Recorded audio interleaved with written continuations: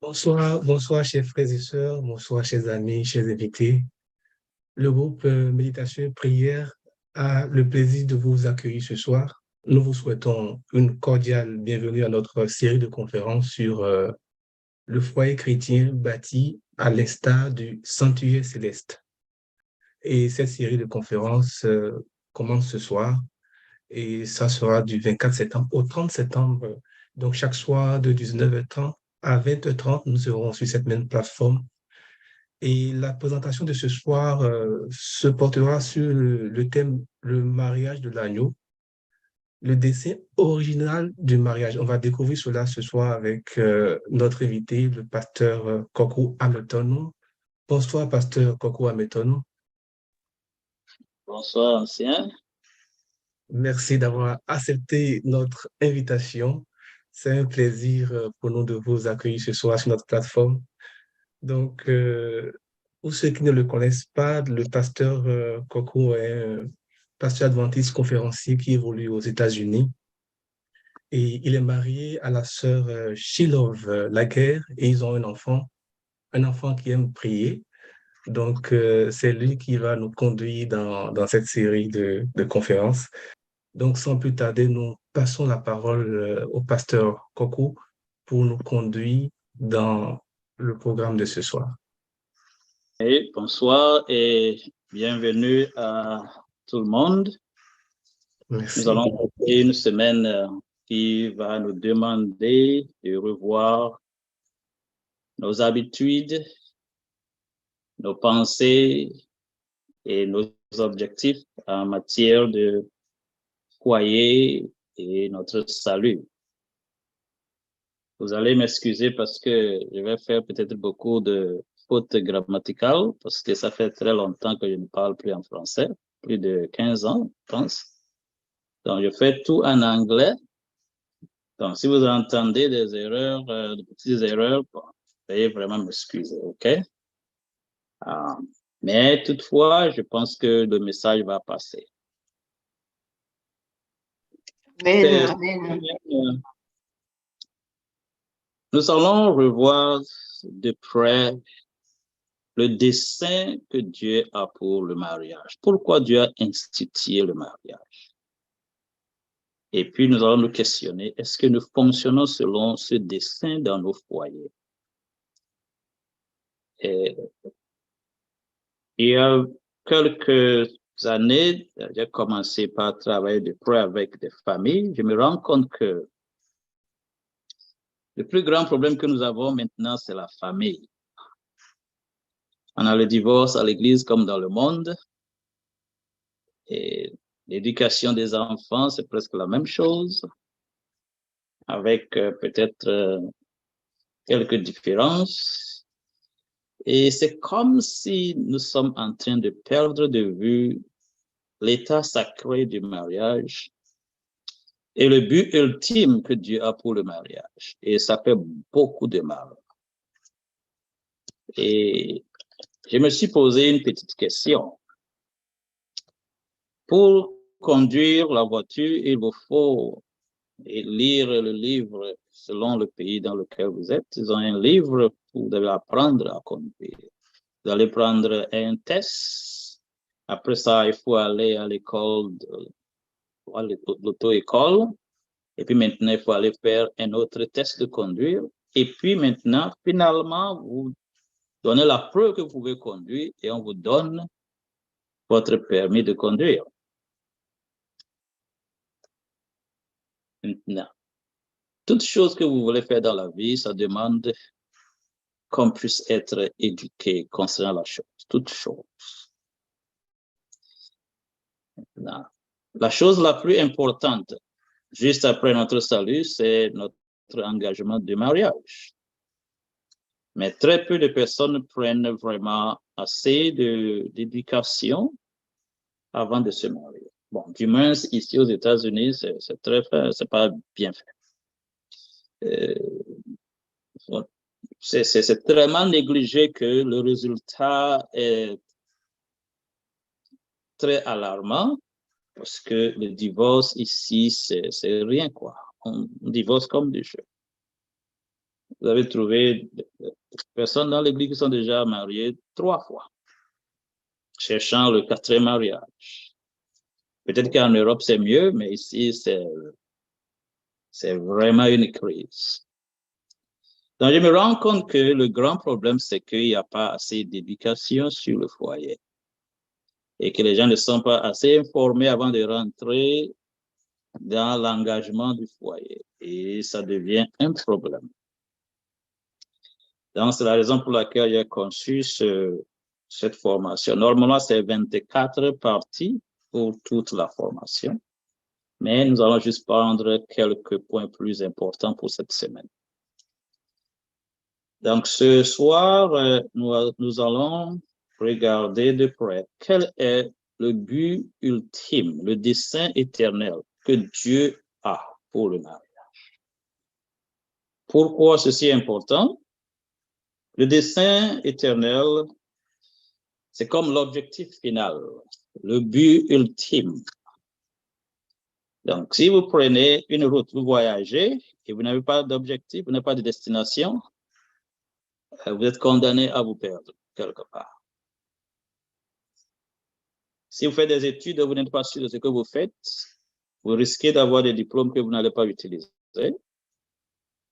Tout ce qu'on fait sans objectif, on n'investit pas l'énergie correspondante et on ne se prépare pas aussi en conséquence.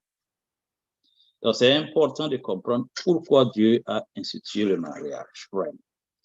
Allons dans le livre d'Apocalypse et je vais essayer d'être très, très flexible.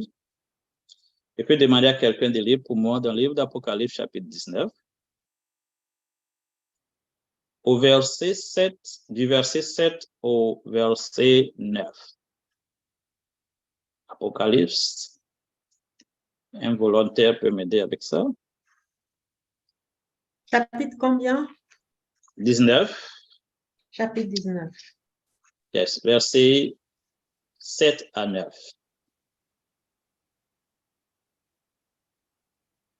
Je lis Apocalypse 19, 7 à 9. Réjouissons-nous et soyons dans l'allégresse et donnons-lui gloire, car les noces de l'agneau sont venues et son épouse s'est préparée. Et il lui a été donné de se revêtir d'un fin lin éclatant, pur, car le fin lin, ce sont les œuvres justes des saints. Et l'ange me dit, écrit, heureux ceux qui sont appelés au festin de noces de l'agneau. Et il me dit, ces paroles sont les véritables paroles de Dieu. Amen. All right. Vous allez permettre que je puisse partager la chose avec mon ordinateur. Je vais faire un peu de PowerPoint. Le nom, c'est Grace, donc il faut permettre que je puisse partager le PowerPoint si c'est possible. OK, got it.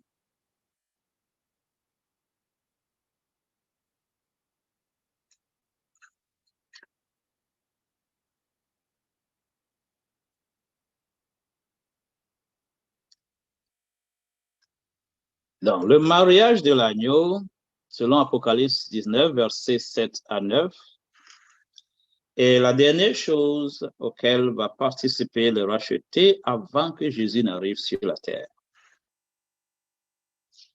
Et ceci est très important pour nous. C'est la dernière chose auquel les rachetés vont participer, vont prendre part, juste avant que Jésus n'apparaisse dans les nuées, et puis va suivre l'enlèvement des saints pour rencontrer Jésus dans les airs, pour aller au ciel pour 1000 ans.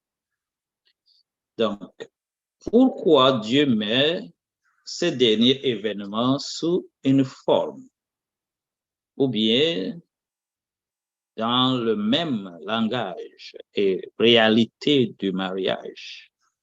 Pourquoi le mariage de l'agneau? Maintenant, il y a le principe de la fin qui détermine le début. Lisons un peu dans le livre d'Ésaïe. Ésaïe 46, versets 9 et 10. Ésaïe 46, versets 9 et 10, je vais lire. Il dit ceci. Souvenez-vous de ce qui s'est passé dès les temps anciens, car je suis Dieu, et il n'y en a point d'autre. Je suis Dieu, et nul n'est semblable à moi. J'annonce dès le commencement ce qui doit arriver, et longtemps d'avance ce qui n'est pas encore accompli. Je dis, mes arrêts subsisteront et j'exécuterai toute ma volonté. Donc Dieu dit qu'il annonce la fin dès le commencement. Et si nous regardons bien la vie, c'est ainsi que nous vivons. Si tu te lèves le matin pour aller au travail, c'est la destination, vous avez la destination dès le début. C'est ça qui motive toute chose. Si vous voulez voyager, aller quelque part où la route n'est pas bonne, à cause de la destination et la route qui va arriver là, vous allez choisir la voiture la plus appropriée pour y arriver. Donc, le principe de la fin est très important. Quand nous prenons, par exemple, une semence, la semence, par exemple, de la mangue, une semence de mangue a un seul but. Quand Dieu a créé la mangue, il nous a donné la semence de la mangue. Son dessein ultime, c'est que cette mangue puisse produire, cette semence de mangue puisse produire des mangues plus tard. Et ça doit passer par toutes les étapes. Ça doit retourner au sol. Il faut de l'eau, de l'air, le soleil, tout ce qu'il faut. Et puis, il y aura la germination et la croissance jusqu'à arriver à la plante mature qui peut porter des fruits. Donc, voilà le but ultime que Dieu a quand il créait la semence, bien, le noyau du manguier.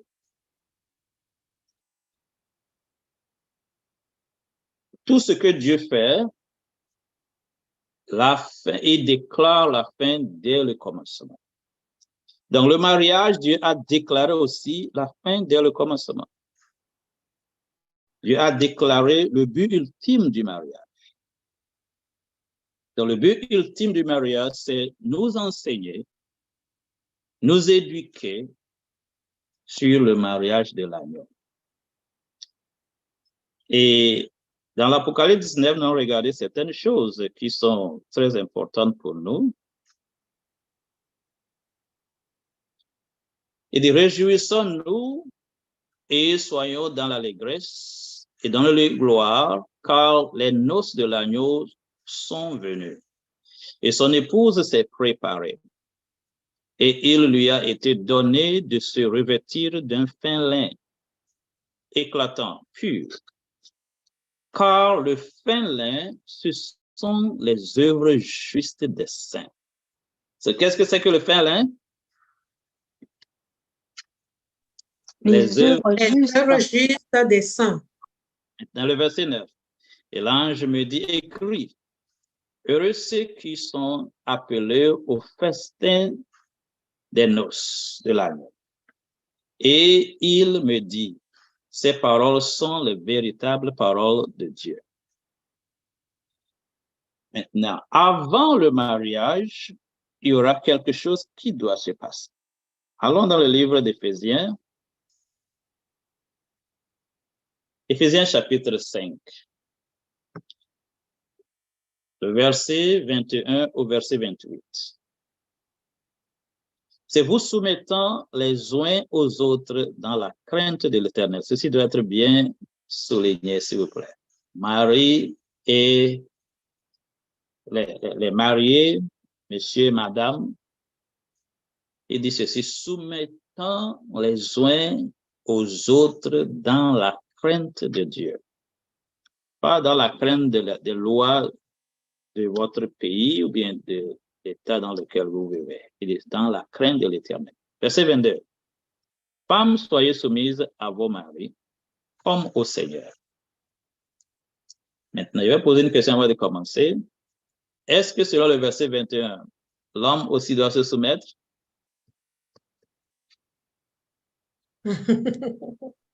Selon le verset 21, est-ce que l'homme doit avoir aussi l'esprit de soumission? C'est une question. Entendu. Oui, Bien sûr.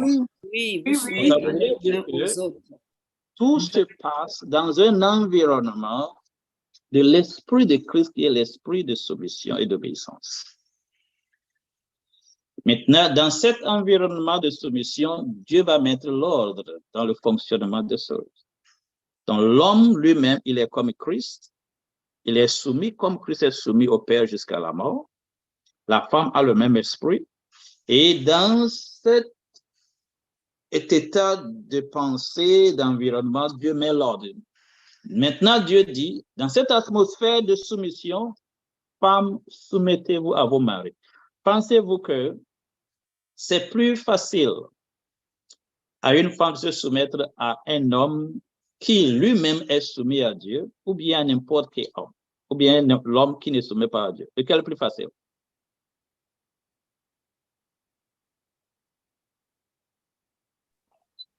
Est-ce que j'ai bien posé la question? Est-ce que c'est plus facile à une femme de se soumettre à son mari qui lui-même, ce mari est à son tour soumis à Dieu 100%? Ou bien à un mari qui lui vit comme il veut?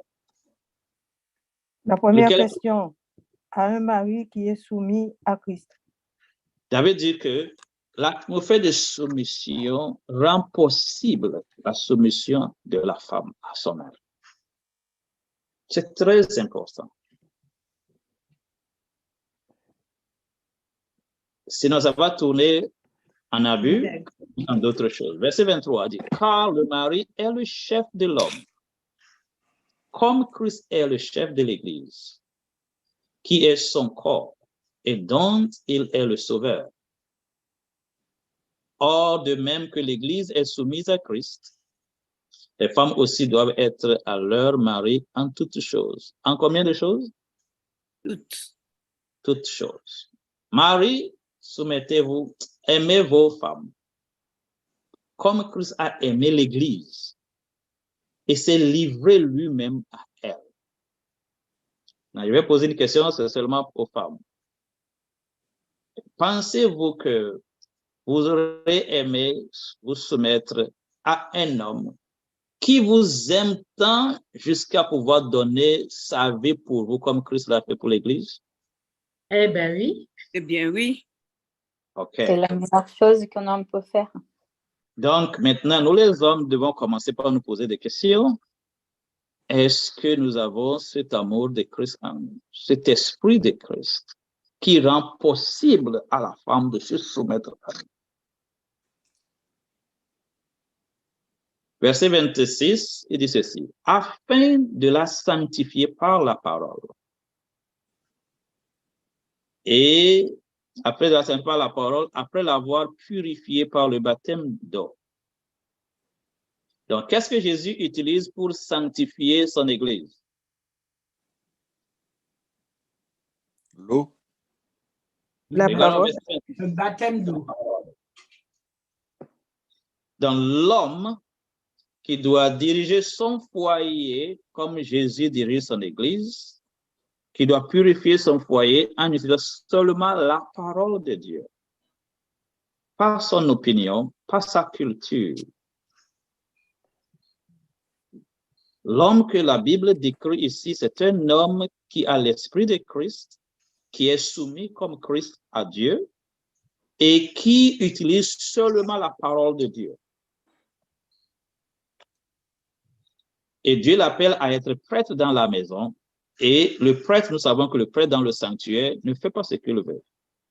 Le prêtre suit les instructions du sanctuaire. Et il fait exactement ce que Dieu lui demande de faire, ce qui est établi. Le verset 27. Afin de la faire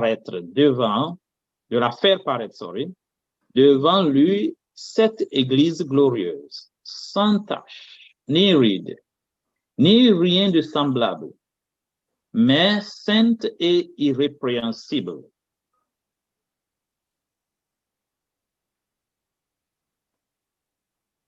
Jésus veut enlever toutes les rides, les taches, tout ce qui est répréhensible. Jésus veut enlever cela afin de présenter cette église à qui? À qui Jésus va présenter l'église? Regardez le verset 27. À qui Jésus va présenter l'église glorieuse? À son Père. Dieu le Père. Regardez dans le verset très bien.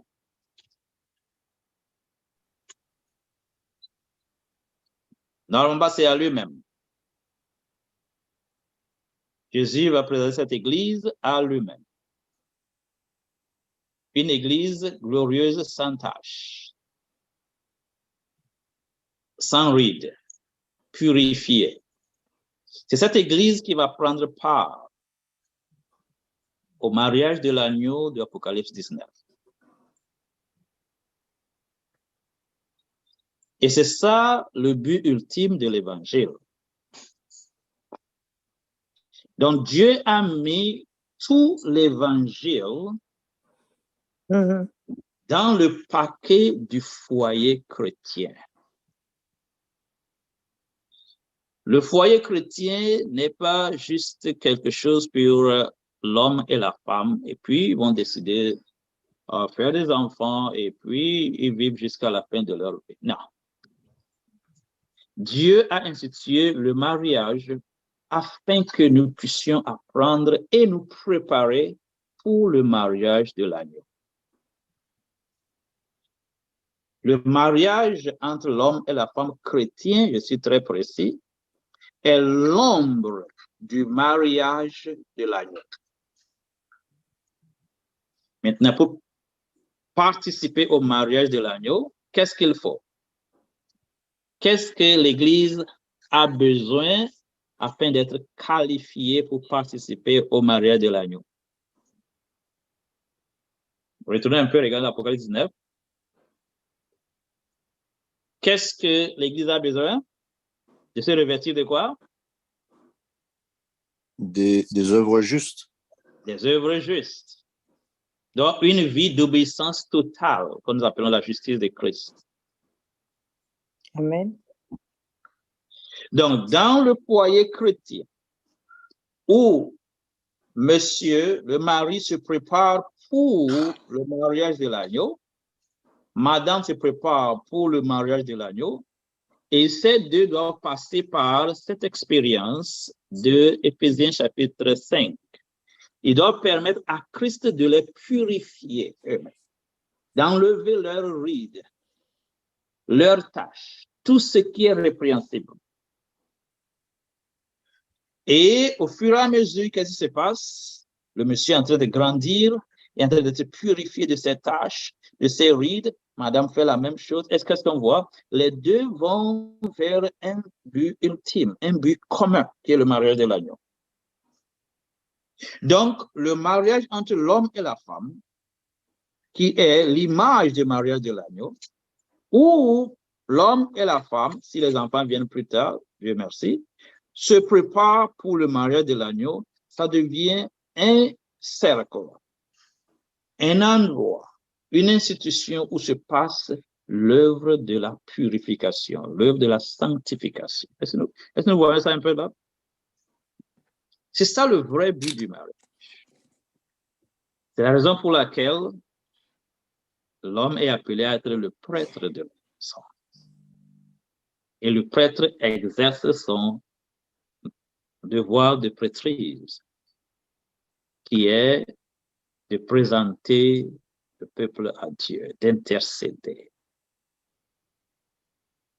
Donc, le foyer où vous avez l'homme comme le prêtre, dans ce foyer, où toutefois que vous avez le prêtre, vous avez un sanctuaire. Nous sommes d'accord? Maintenant, évoluez un peu et puis on revient. Marc, pourquoi il me dit de choisir le jour et l'heure de ce... Attends, pardon.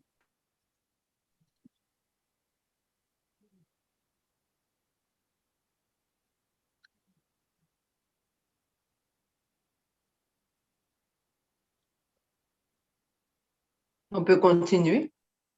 OK. Nous allons lire dans le livre La tragédie des siècles à la page 464, deuxième paragraphe. Il dit ceci, au chapitre 22. Il dit, au chapitre 22 du Saint Matthieu,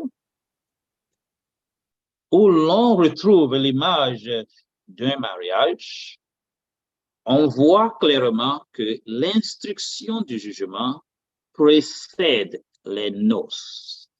L'instruction du jugement est aussi appelée le jugement investigatif, qui est le fondement de la foi adventiste. C'est-à-dire, Jésus est en train de faire une œuvre de jugement investigatif dans le lieu très saint en faveur de son Église. Et là, le but de cela, c'est purifier l'Église. On continue. Avant la cérémonie, le roi entre dans la salle et examine les invités pour voir si tous ont revêtu l'habit de noces, la robe immaculée qui représente un caractère purifié dans le sang de l'agneau. Donc, le caractère représente quoi? L'habit de noces représente quoi? L'habit de noces représente quoi? La justice de Christ, la justice de Christ. Oui, maintenant, dans ce texte que je viens de lire, ça représente quoi? Le caractère purifié. Le caractère. Purifié dans le sang de l'agneau. Donc, nous voyons ici que monsieur et madame, tous sont engagés dans la purification du caractère. Et quand l'homme comprend ceci chaque jour, il va sentir le besoin de demander à Dieu la sagesse pour diriger son foyer. Demander à Dieu le Saint-Esprit pouvoir lui-même exhiber le caractère qui reflète le caractère de Christ. Donc le foyer devient le sanctuaire qui sert maintenant pour la purification des caractères, nous purifier de nos défauts de caractère, afin que nous puissions recevoir le caractère de Christ. Allez, je continue la lecture. Quiconque ne porte pas cet habit est jeté dehors, mais ceux qui en sont trouvés revêtus sont acceptés et jugés dignes de participer au royaume de Dieu et d'occuper une place sur le trône de l'agneau. Cet examen des caractères, ce choix des sujets propres au royaume de Dieu, c'est l'instruction du jugement par laquelle se détermine l'œuvre du sanctuaire, par laquelle se termine l'œuvre du sanctuaire céleste. Je vais relire cette phrase. Suivons très bien, s'il vous plaît. Elle dit, cet examen des caractères, ce choix des sujets propres au royaume de Dieu, c'est quoi? C'est l'instruction du jugement par laquelle se termine l'œuvre du sanctuaire céleste. En anglais, c'est beaucoup plus éclairé là, plus éclairci plutôt. C'est l'œuvre du jugement investigatif ou bien l'institution du jugement. C'est par cette œuvre qu'est déterminée ceux qui sont qualifiés de participer au mariage de l'agneau.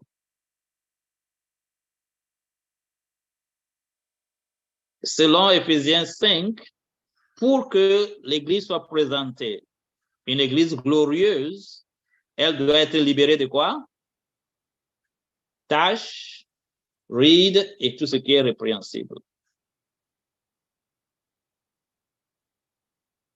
Donc, le foyer chrétien est institué pour que l'homme qui est le prêtre fonctionne sous la prêtrise du grand prêtre Jésus-Christ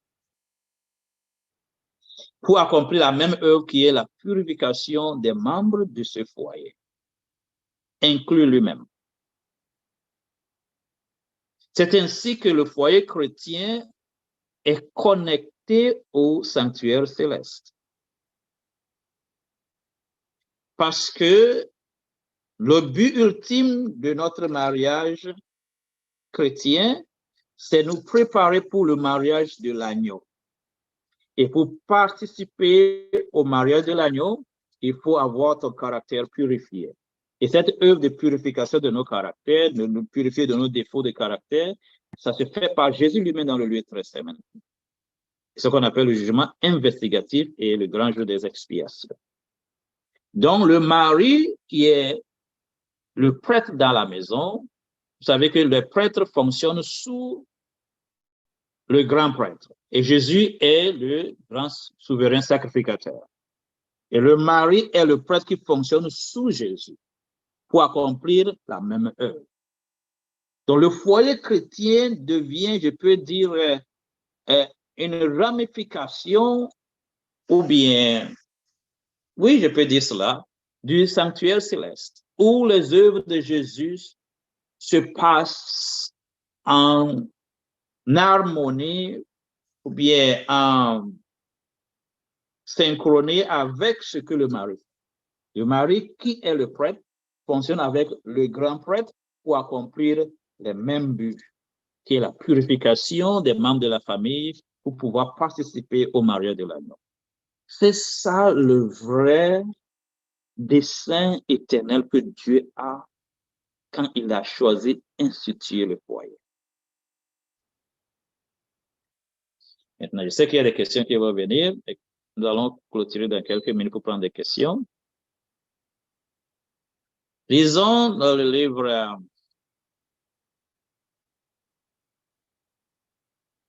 je vais voir ce que le titre. Là, c'est premier écrit à la page 280, premier paragraphe. Il dit ceci.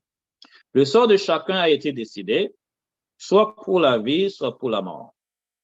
Pendant que Jésus avait exercé son ministère dans le sanctuaire, le jugement avait eu lieu pour les sujets qui étaient morts, puis pour les sujets vivants. Le Christ avait reçu son royaume, ayant fait propitiation pour son peuple et effacé ses péchés. Les sujets du royaume ont été comptés, les noces de l'agneau consommées. Donc, juste après le jugement investigatif, nous avons les noces de l'agneau qui vont arriver. Continuez. La grandeur et la domination des royaumes qui sont sous tous les cieux avaient été donnés à Jésus et à ceux qui doivent hériter du salut. Jésus allait régner comme roi des rois et seigneur des seigneurs.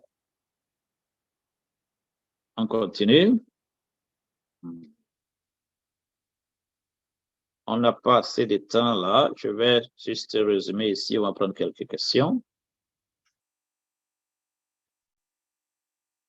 Donc, pour ce soir, nous voulons juste établir le principe du dessein que Dieu a, le dessein éternel que Dieu a en instituant le mariage.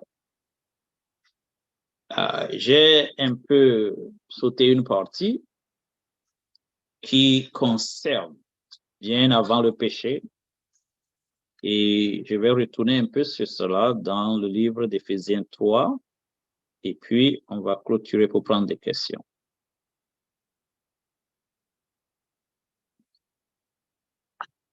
Dans Éphésiens 3, le verset 9 à 11 nous dit ceci.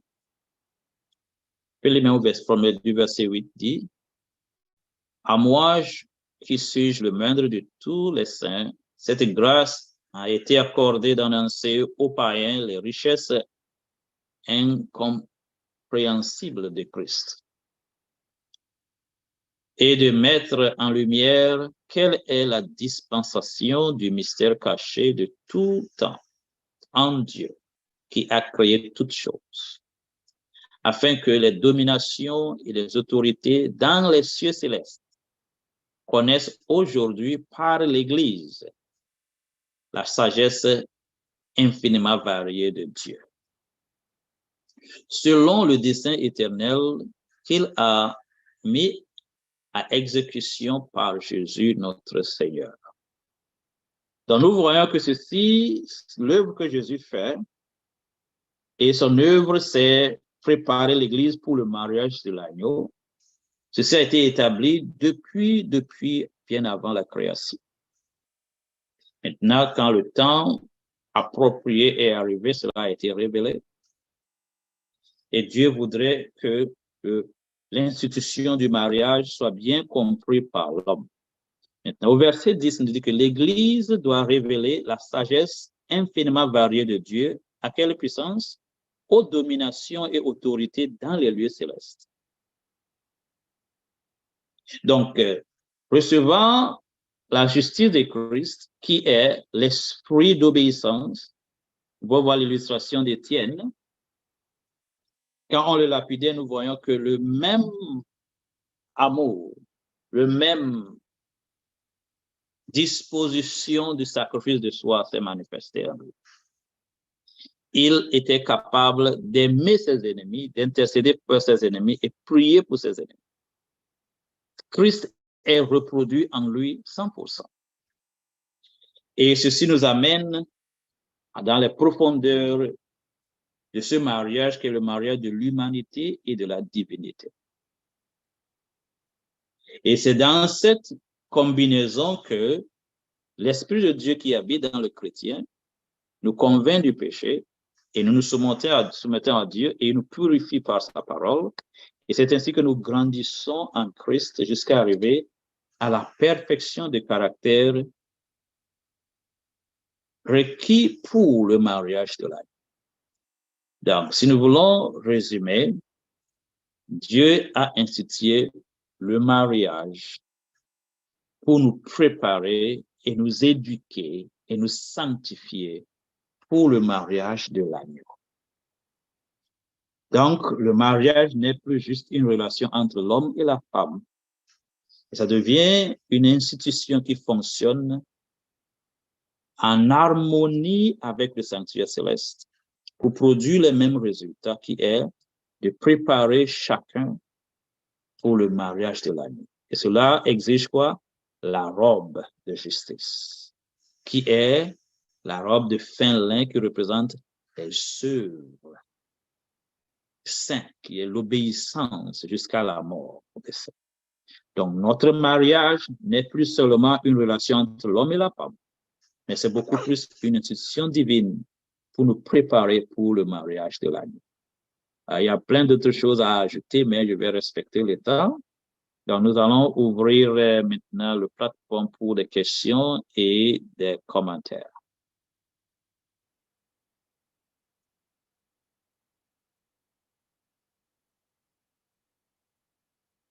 Merci, merci, Pasteur Hamilton.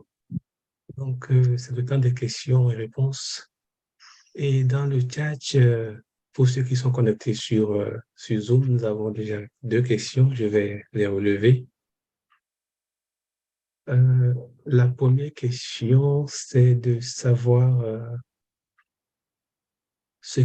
qu'en est-il des couples chrétiens qui n'ont pas fait l'expérience d'Éphésiens 5, enlèvement des rides, de tout ce qui est répréhensible, avant d'entrer dans le mariage? Ils peuvent toujours se racheter parce que tant que nous vivons, Dieu fait provision de la grâce pour nous rendre capables, par la puissance du Saint-Esprit, de nous purifier. Par exemple, les disciples. Nous voyons que Pierre était marié avant de retrouver Jésus. Il avait tous ses défauts de caractère. Et quand il a rencontré Jésus, il a commencé par comprendre le mystère de l'Évangile. Et nous voyons que Pierre est transformé complètement après avoir été au pied de Jésus. Nous avons vu ses défauts de caractère révélés. Il a renié Jésus. Ça veut dire qu'il a beaucoup de défauts. comment il a réagi avec les païens convertis, beaucoup d'autres choses. Mais nous voyons que Pierre a grandi jusqu'à arriver à cet homme de Dieu. Donc, si on n'a pas eu la chance de passer par les étapes qu'il faut avant le mariage, tant que nous voulons, il y a la grâce infinie qui est là pour nous transformer. La même chose pour Paul et presque beaucoup de ses disciples. Ça sera un peu plus difficile, mais il y a la provision infinie. Tout ce qu'il nous faut, c'est la volonté. La volonté. Ça va nous amener à commencer par étudier la parole de Dieu, à obéir en demandant son aide du Saint-Esprit.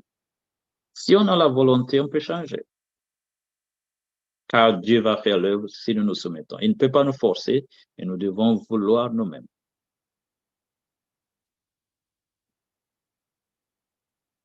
D'accord. Merci, pasteur. Maintenant, il y a une seconde question.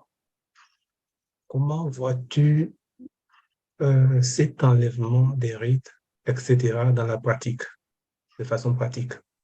De façon pratique, lisons dans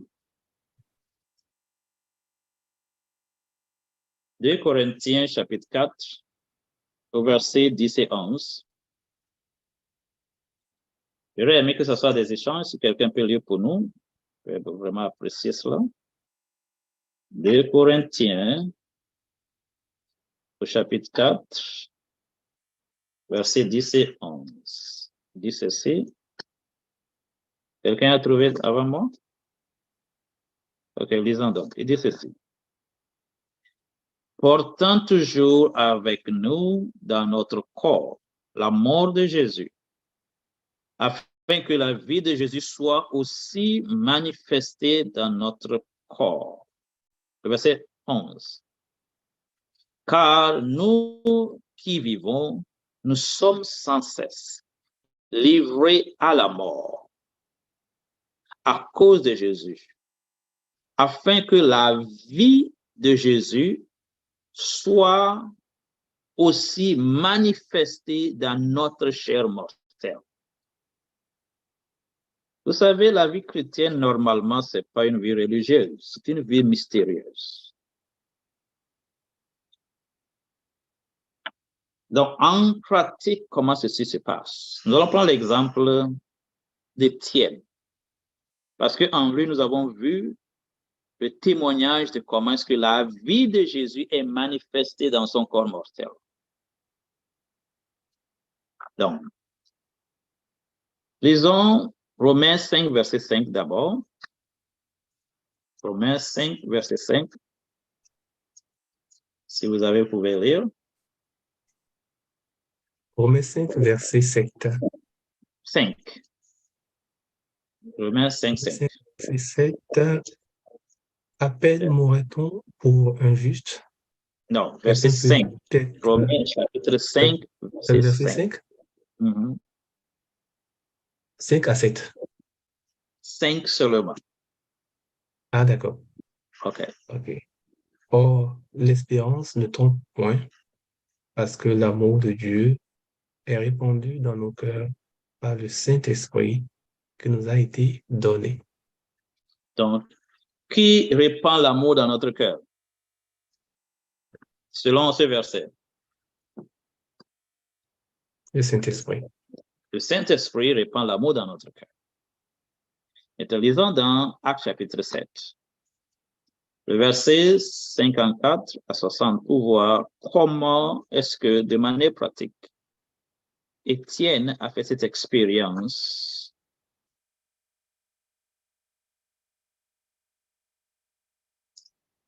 Actes chapitre 7, verset 54 à 60. Involontaire. En entendant ces paroles, ils étaient furieux dans leur cœur, ils graissaient les dents contre lui. Mais Étienne, rempli du Saint-Esprit et fixant les regards vers le ciel, vit la gloire de Dieu et Jésus debout à la droite de Dieu. Et il dit, Voici, je vois les cieux ouverts et le Fils de l'homme debout à la droite de Dieu. Ils poussèrent alors des grands cris en se bouchant les oreilles et ils se précipitèrent tous ensemble sur lui. Le traînèrent hors de la ville et le lapidèrent. Les témoins déposèrent leurs vêtements aux pieds du jeune homme nommé Saul. Et ils lapidaient Étienne, qui priait et disait, « Seigneur Jésus, reçois mon esprit. » Puis, étant mis à genoux, il s'écria d'une voix forte, « Seigneur, ne leur impute pas ce péché. » Et après ces paroles, il s'endormit. Amen. Okay. Maintenant, qui d'autre avait prononcé ces mêmes paroles? Jésus. Hein? Jésus.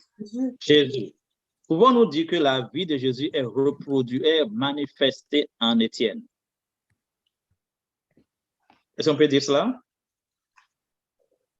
Oui, bien sûr. Oui, hein? Oui. Le verset qu'on avait lu dans Romains 5, verset 5 nous dit que le Saint-Esprit amène l'amour de Dieu dans notre cœur. Au verset 55, il dit ceci, « Mais Étienne, rempli du Saint-Esprit. » Donc, combien, si on peut parler de manière quantitative, combien de l'amour de Dieu était en Étienne? Comme il est rempli du Saint-Esprit. Acte, Romains 5, verset 5 nous dit que le Saint-Esprit amène l'amour de Dieu dans notre cœur. Maintenant, Étienne est rempli du Saint-Esprit. Combien d'amour de Dieu Étienne a en ce temps? La plénitude. La plénitude. C'est ça qui lui a donné cette capacité de pouvoir aimer ses ennemis. Jésus dit, si vous m'aimez, faites quoi? Gardez mes commandements. Si quelqu'un est rempli du Saint-Esprit, qui lui donne la plénitude de l'amour de Dieu, cette personne peut 100% obéir à Dieu.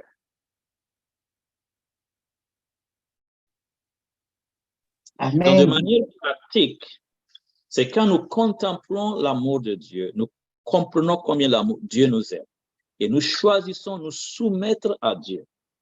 C'est quand nous soumettons maintenant que le Saint-Esprit vient. Et quand le Saint-Esprit vient, il amène l'amour de Dieu. Nous n'avons pas le pouvoir d'aimer nos ennemis. Non. Seul le Saint-Esprit te donne cet amour désintéressé de Dieu et te rend capable d'aimer tes ennemis.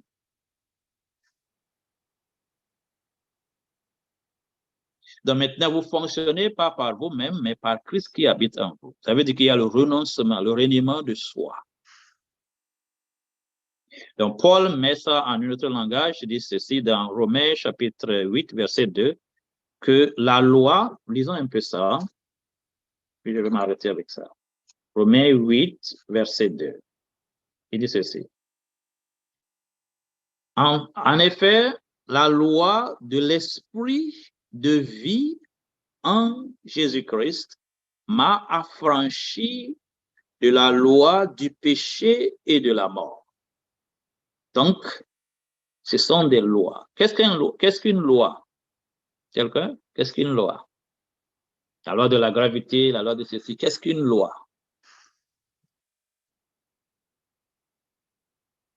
Quelqu'un peut nous aider?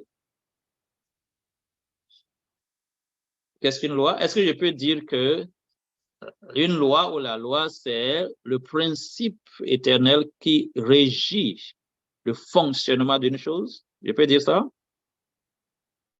Oui. Ce principe régit le fonctionnement de la chose. Oui. Vous voyez, nous sommes ici, toi et moi, nous sommes en train d'observer la loi de la vie. Nous sommes en train de respirer. Nous avons mangé aujourd'hui, on a bu de l'eau, on se déplace. Si tu refuses de respirer, tu dois mourir. Donc, pour cette vie physique, tu as besoin de garder la loi de cette vie physique qui est, tu dois respirer, boire, manger et bouger. Donc, sur le plan spirituel, la loi de l'esprit en Christ, c'est quoi? Jésus a choisi se renier. Il a obéi au Père jusqu'à la mort. Il s'est soumis jusqu'à la mort. Donc, en mot très simple, pas ma volonté, mais ta volonté. Dans le jardin de Gethsemane, est-ce que Jésus voulait aller à la croix? Hein? Dans Non. non, mais il y a une loi qui fonctionne dans sa vie qui est pas ma volonté, mais ta volonté. Donc, quand le chrétien reçoit cela en lui, en toute chose, Seigneur, pas ma volonté, mais ta volonté. C'est ainsi que de manière pratique, dans cette soumission, le Saint-Esprit commence par nous donner la capacité de changement, la capacité d'enlever nos rides, nos défauts de caractère, notre impatience, nos ressentiments, notre disposition de ne pas pardonner, de ne pas laisser aller. Et c'est tout doucement que cette chose-là commence par aller. Donc, si votre époux ou bien épouse vous manque de respect, à l'instant, vous voulez aussi réagir. Si à cet instant, vous voulez, Seigneur, pas ma volonté, mais ta volonté, en ce même instant, Dieu vous donnera la capacité d'être patient, la capacité soit d'être silencieux, la capacité soit de prier pour lui ou bien pour elle, parce que Étienne, quand on le lapidait, c'est le Saint-Esprit en lui qui lui a donné la capacité d'aimer ses ennemis. Il ne pouvait pas faire ça lui-même. Nous voyons la formule beaucoup plus... Il y a un autre verset qui est venu en pensée, là, excusez. 1 Pierre, chapitre 2, le verset 21 à 23, c'est beaucoup plus pratique pour la personne qui voulait... Alors, écoutez un peu ceci. 1 Pierre, chapitre 2, verset 21 à 23 dit: et c'est par cela que vous avez été appelés, parce que Christ aussi a souffert pour vous, vous laissant un exemple, ça veut dire que c'est pratique, un exemple afin que vous suiviez ses traces. Sorry. Verset 22. Lui qui n'a point commis de péché, et dans la bouche duquel il ne s'est point trouvé de fraude. Verset 23. Lui qui injuriait ne rendait point d'injure, maltraité, ne faisait point de menaces, mais s'en remettait à celui qui juge justement. Question. Quand quelqu'un injurie Jésus, qu'est-ce que Jésus fait? Restez dans le verset. Qu'est-ce que Jésus fait quand il est injurié? Il s'en remet à son Père, qui est juste, justement. Vous voyez cela? Quelqu'un veut dire, vas-y. Il ne répondait pas. Il ne répondait pas, mais je n'ai pas demandé ce qu'il n'a pas fait. Je demande qu'est-ce qu'il a fait. Pardonne-leur, ils ne savent pas ce qu'ils font. C'est dans le verset. La première réponse est la j'ai pas le verset. Il s'en remettait au Père dans la prière. Donc, quand tu insultes Jésus, il fait la même chose comme Étienne faisait. Étienne commence par prier. Donc, dans le foyer, si madame parle mal à monsieur, et si monsieur a ce principe qui est la loi de la vie de Jésus en lui, il va se remettre à Dieu lui-même. Vice versa. Si monsieur dit quelque chose avec un ton qui n'est pas vraiment respectueux, et la femme se sent blessée, première des choses, si vraiment la loi de la vie de Jésus est en vous, vous devez vous remettre en Jésus. Et maintenant, lui va vous donner comment il faut gérer la situation. Soit prier pour le mari, soit ne dites rien, et il va vous guider. C'est ainsi que, de manière pratique, Dieu nous purifie de l'impatience, de tous nos rides, nos défauts de caractère, toutes les tâches que nous avons. Donc, il faut qu'on mette qui est la loi de la vie de Jésus en nous, qui est pas ma volonté, mais ta volonté, en toutes choses. Amen. Et une toutefois qu'on se soumet à Jésus, la puissance de Dieu vient. Jacques chapitre 4, verset 7. La puissance du chrétien se trouve dans la soumission à Dieu. C'est vrai. Et le mystère de la transformation, c'est merveilleux. On ne peut pas l'expliquer 100%, mais voilà le mécanisme. On se soumet à Dieu, le Saint-Esprit vient, nous donne la capacité et commence par nous changer. Maintenant, la beauté de la chose, c'est quoi? La croissance est progressive. comme un enfant qui grandit. Au début, vous allez tomber. Comme un enfant qui grandit, au début, va essayer de se lever, va tomber. Mais avec le temps, il peut marcher, il peut courir. C'est la même chose sur le plan spirituel. Même pour les plantes. Vous mettez une graine sous la terre, vous mettez de l'autre chose, ça va germer. Il faut attendre pour que ça puisse grandir, arriver à la maturité pour porter les fruits. Donc le juste peut tomber cette fois, mais se relève cette fois. Mais il faut qu'il y ait cette loi en lui, cette loi de la vie de Jésus, qui est constamment, pas ma volonté, mais ta volonté, soumettre à Dieu à chaque moment. Donc si le monsieur est habité par cette loi, et madame est habitée par cette loi, ça devient quoi? Ça devient le principe de la vie qui est en eux. Et ils vont grandir tout doucement. Et c'est le mystère que j'ai vu arriver à beaucoup de foyers.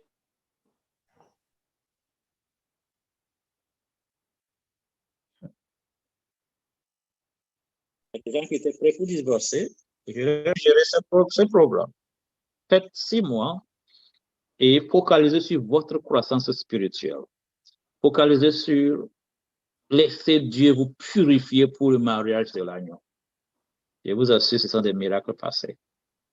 Notre grand problème, c'est que nous voulons que l'autre soit changé afin que je puisse mieux vivre. Mais regarde dans le cas d'Étienne, c'est Étienne qui est changé. Et il peut gérer n'importe quelle adversité. On peut comprendre? Si vous êtes si offensé, c'est parce que vous manquez la maturité spirituelle. Si le mari a le même esprit et la même disposition comme Étienne, qu'est-ce qu'il ne peut pas pardonner à sa femme? C'est une question. Hein? Si le mari est mature comme Étienne, qu'est-ce qu'il ne peut pas pardonner? Il pardonne Hein? tout. Il peut tout pardonner. Il peut Et tout si pardonner. la femme aussi est mature comme Étienne, qu'est-ce qu'elle ne peut pas pardonner? Il peut tout Mais pardonner. comme Étienne, tout pardonner. C'est ça le principe du mystère du foyer, du vrai mariage chrétien.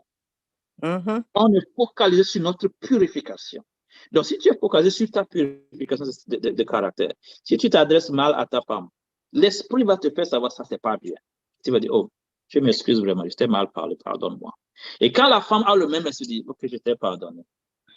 Vous voyez? Et c'est là que la croissance vient. C'est là que le changement vient. Et au fur et à mesure que le temps passe, vous commencez par expérimenter un grand changement. C'est un mystère qu'on ne peut pas expliquer 100%. Mais voilà le mécanisme. Mais il faut qu'il y ait la volonté et que cette loi de la vie de Jésus soit en nous et soit fonctionnelle. Et ça va toujours produire l'effet. Toujours. Regardez Moïse. Il a commencé par tuer, mais après il est devenu l'homme le plus doux. On voit ça? Tout le monde peut être transformé si on veut. Si on se soumet à la puissance transformatrice. Le problème, c'est que nous gérons nos foyers par les lois des pays dans lesquels nous vivons. Et parce qu'on est déterminé à se défendre. Le mari, je suis le chef. La femme dit, non, la loi du pays me protège. Vous n'aurez jamais de paix. Parce que le mariage n'est pas une institution de l'État. C'est une institution de Dieu pour accomplir le dessein de Dieu, qui est de préparer les membres du foyer pour le mariage de l'agneau. Alléluia. Donc, les deux ils doivent comprendre ça. Vous n'êtes pas mariés juste l'homme et la femme, je t'aime, tu m'aimes, on se marie, on fait les enfants, on va fonctionner, c'est tout. Non, non, non, vous avez manqué le but ultime du mariage. Complètement raté. Il faut recommencer à zéro. Et c'est très mauvais parce que on se déchire au foyer, parce qu'on laisse d'autres lois diriger nos vies. Ici aux États-Unis, les femmes sont bien encouragées. Les femmes sont bien encouragées à divorcer. Ça fait que 80%, même plus que ça, des divorces sont initiés par la femme. Pourquoi? L'État promet, si vous divorcez, on vous donne une maison, on vous donne un chèque chaque mois, on protège les enfants, on vous donne tout. Oh, ici, le divorce est un business. Vous mariez un homme, il a des maisons, il a des choses, vous divorcez, on prend les choses, on vous donne, comme ça. À moins que vous signiez des papiers avant le mariage. Vous voyez, si vous amenez cette loi en Afrique, vous aurez peut-être plus de 60% de mariages du jour au lendemain. Vous dites à toutes les femmes en Afrique maintenant, vous divorcez, on vous donne la maison, on vous donne un chèque chaque mois, on donne pour les enfants toutes choses. Oh, c'est vite fait. Donc, le mariage maintenant est dirigé par les lois des États dans lesquels les gens vivent. Il n'y a plus la loi de Dieu qui régit le mariage. Ça fait que le but du mariage est faussé et ça devient un problème. Ça ne peut pas fonctionner. Donc, si l'homme vit selon la culture, je suis le chef, il n'a même pas compris ça. Beaucoup d'hommes n'ont pas compris ce que ça veut dire être le chef. Mais la Bible est bien claire. Sois le chef comme Christ. Qu'est-ce que Christ fait? Christ purifie l'Église. Il donne sa vie pour l'Église. Christ est rempli de l'esprit de soumission. Toi, tu es arrogant, ignorant, et tu te réclames position de chef. Tu ne sais même pas s'adresser aux gens, à ta femme, même à tes enfants. Mais tu es laid. C'était tellement pas joli à voir. Mais c'est dans cet esprit qu'on réclame la position de chef. Et ça crée la rébellion de la part de la femme et des enfants. Mais dans le royaume de Dieu, celui qui est plus grand est la personne la plus humble. Vous voyez cela? C'est complètement l'opposé des principes. Donc, nos foyers sont déchirés, des divorces, des enfants complètement troublés parce qu'on a introduit d'autres lois dans nos foyers. Et c'est accepté parce qu'on voit quelques intérêts qui sont présentés. J'avais vécu ici une expérience tellement atroce. Un monsieur adventiste, ancien même, avec sa femme, ils ont eu 4 enfants. Un jour, la femme se lève, elle veut divorcer. Il y a un problème, non. Oh, le pasteur a tout fait. La femme dit, elle veut divorcer. Ils ont divorcé, ils avaient 2 maisons. Ils ont pris les 2 maisons remettre à la femme. On a demandé au monsieur de quitter la maison, les mains vides. C'est ce qui s'est fait dans ce pays-là. Donc, le divorce est tellement encouragé, ça devient du business, et c'est terrible. Donc, je ne sais pas où est-ce que vous êtes, comment ça est là-bas. Je vous suggère une seule chose. Dieu seul a institué le mariage. Il a institué des principes, des lois qui doivent régir le mariage. Et Dieu a un but bien précis pour le mariage. C'est ça ma suggestion pour nous ce soir. Amen. Amen. Merci, Amen. merci, pasteur. Amen. Amen. Pasteur Merci. Victor, nous nous avons éclairé sur ces questions, ces préoccupations. Nous voyons que le temps est parti et déjà son thème, on va continuer demain. Pour les questions, il y a encore 2 ou 3 questions, mais demain, le pasteur va revenir sur ces questions, va lui faire parvenir les 3 questions qui sont encore dans le chat. Donc, le thème qui sera abordé demain, c'est les principes et lois fondamentaux pour le meilleur fonctionnement du mariage. Donc, nous vous invitons à vous connecter demain à 19h30 pour que nous puissions poursuivre avec ce programme.